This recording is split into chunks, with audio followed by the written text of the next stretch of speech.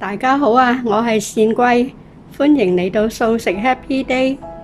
我今日做呢個素菜就係豆乾、金針菇炒龍鬚菜啦。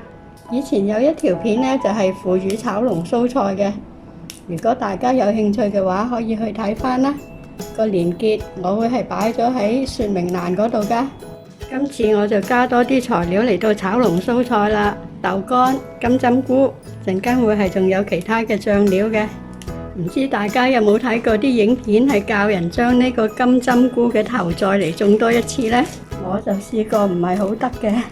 陣間嗰個金針菇我會種多一次，將個種植記錄擺咗喺善貴的耍廢日常嗰度。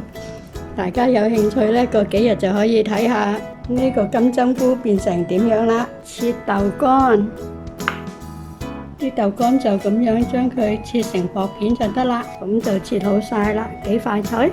上次嘅腐乳炒龍鬚菜呢，啲龍鬚菜我就冇出水嘅，今次出下水啦。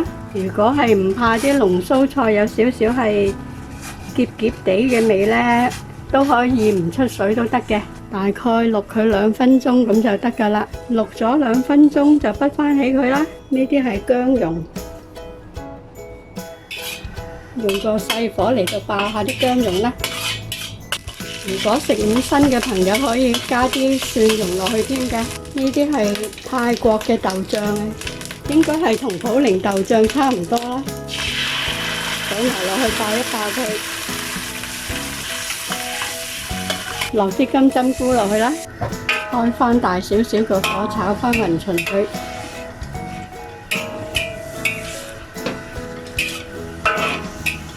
落埋豆腐乾啦，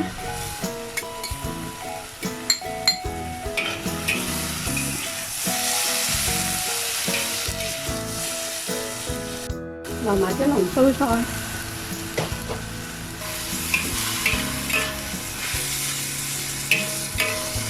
落大概半茶匙糖啦，炒翻勻佢。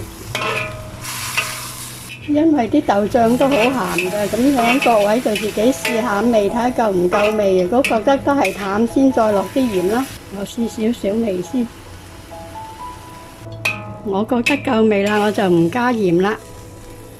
咁就完成咗㗎啦。今日嘅素菜完成咗啦。豆乾金針菇炒龍鬚菜，豆醬呢，我係用呢一隻泰國嘅豆醬，喺東南亞食品店買嘅，中意佢鹹得嚟又有啲鮮味。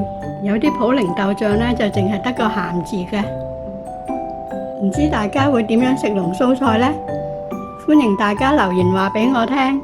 希望你喜歡今晚呢一個素菜，豆乾金針菇炒龍鬚菜啦。我繼續食嘢啦。